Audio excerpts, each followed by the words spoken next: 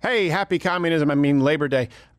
There is no full show today, but many of you still have yet to subscribe to 3 and 3, 3 key facts in 3 minutes or less.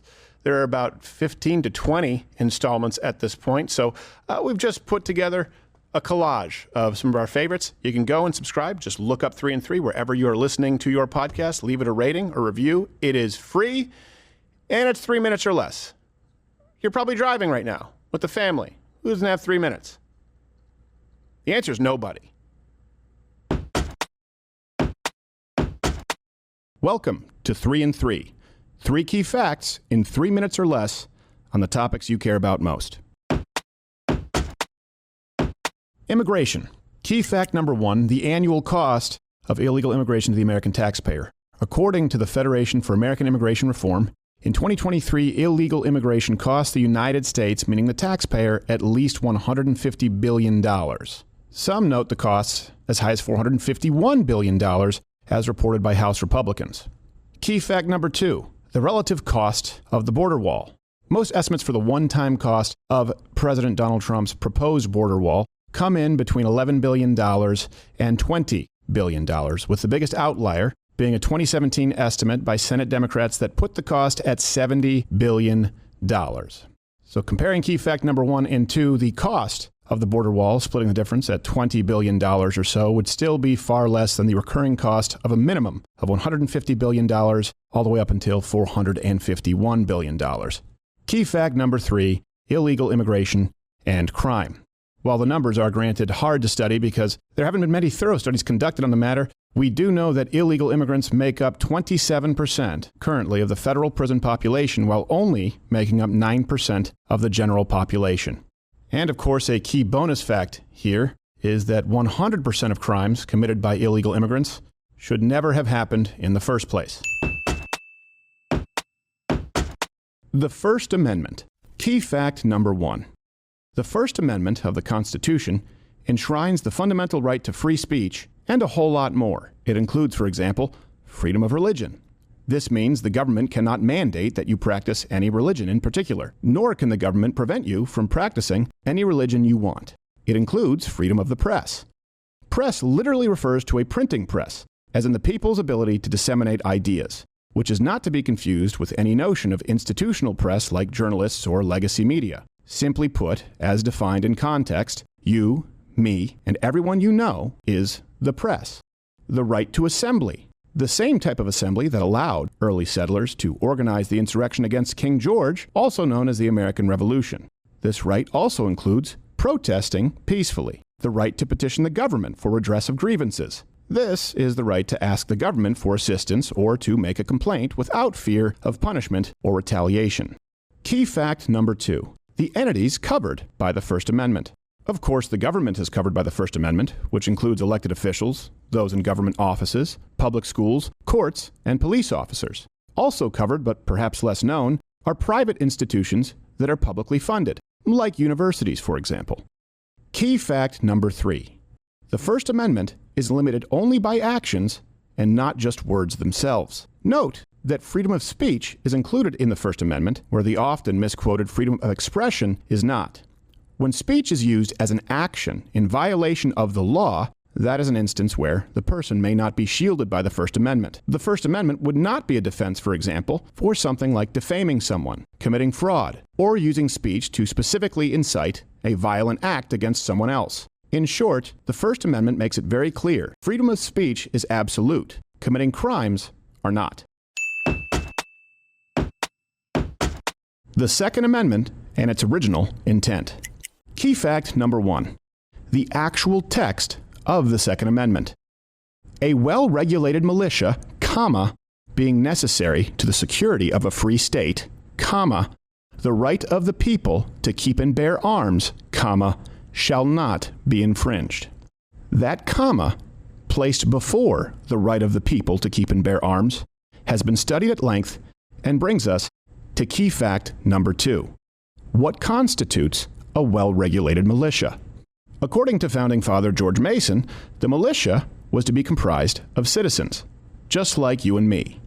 I ask, sir, what is the militia? It is the whole people, except for few public officials. Mason also said, to disarm the people, that was the best and most effectual way to enslave them. This definition is reiterated by many of our founding fathers, including Richard Henry Lee, who echoed Mason's sentiment. A militia, when properly formed, are in fact the people themselves, and include, according to the past and general usage of the states, all men capable of bearing arms. Key fact number 3. The Second Amendment covers all arms and not just muskets. PolitiFact themselves confirmed that there were no laws prohibiting, for example, cannon ownership in the 1700s in America, as seen by James Madison's letter of marque to a private ship. When the Second Amendment was written, there were many weapons outside of the simple musket, for example, ones that could fire multiple rounds, like the Belton flintlock, the puckle gun, or the Girandoni air rifle. All were recognized, known about, and protected. The history of slavery. Key fact number 1. The Founding Fathers' views regarding and their conflict with the institution of slavery. Contrary to popular belief, the Founding Fathers always recognized the inherent immorality of slavery and intended for its correction since the inception of the United States. For example, during the Revolutionary War, George Washington wrote in a letter to Robert Morris, "I can only say that there is not a man living who wishes more sincerely than I do to see a plan adopted for the abolition of slavery. But there is only one proper and effectual mode by which it can be accomplished, and that is by legislative authority. And this, as far as my suffrage will go, shall never be wanting." In other words, George Washington would do anything in his power to make that happen. In another example, at the 1787 Federal Convention, George Mason proclaimed, "Every master of slaves is born a petty tyrant. They bring the judgment of heaven on a country. As nations cannot be rewarded or punished in the next world, they must be in this." And even Benjamin Franklin, during his later years, became a vocal critic of slavery, even serving as the president of the Pennsylvania Society for promoting the abolition of slavery. Unfortunately, these men found themselves in a time in which slavery was codified in many ways and hoped for a solution to prevail legislatively. Key fact number 2. The percentage of slaves who were owned and sold. The pervasive notion that people were captured from the old world and enslaved into the new is simply not in accordance with the factual or historical accounts. According to researchers at Boston University, at least 90% of slaves shipped to the New World were in fact captured and sold by African slave traders. Before the arrival of Europeans, Africans had already enslaved and traded approximately 11 million slaves to the Islamic world alone. Key fact number 3. Slavery is not an issue of the past. According to the nonprofit organization Anti-Slavery International, there are still roughly 50 million people held in slavery today, the highest total number in recorded human history. Furthermore, a quarter of all slaves are in fact children, including nearly 9 million children in forced marriages. Far from an issue of the distant past, as believed by many of those in the modern Western world, slavery is still a widespread practice and a very real oppression that more people than ever still face today. The gender wage gap. Key fact number 1.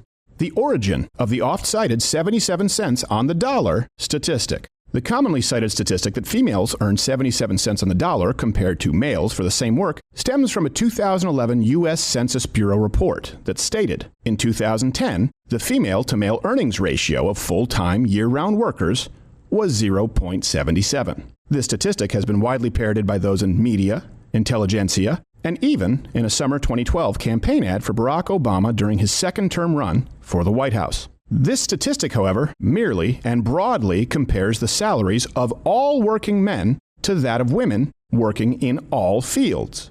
Make no mistake, when you hear the 77 cents on the dollar statistic cited, this is that to which they are referring. Key fact number 2. The disappearance of the gender wage gap when accounting for job choice, education, and experience.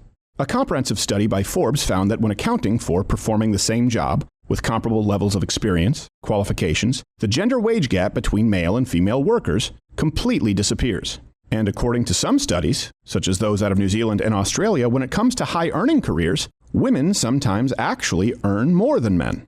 The more comprehensively this field was studied, the more apparent it became that the wage gap is largely, if not entirely, explained by the choices individual workers make. For example, a Harvard study found that men are 83% more likely to take overtime than their female counterparts. Men also take 48% fewer unpaid hours off. When adjusted for these very relevant parameters, the wages paid for comparable time and effort worked have been found to be consistently comparable, regardless of sex. Key fact number 3. The real gender gap is found in that of workplace deaths. Researchers at the U.S. Bureau of Labor Statistics and the UK government have confirmed that 92 to 94% of all workplace deaths in each respective country are men. Contrary to the opaque statistical manipulation that can take place in comparing broad wages, the loss of life in the workplace is quantifiable, documented, irrefutable, and tragic.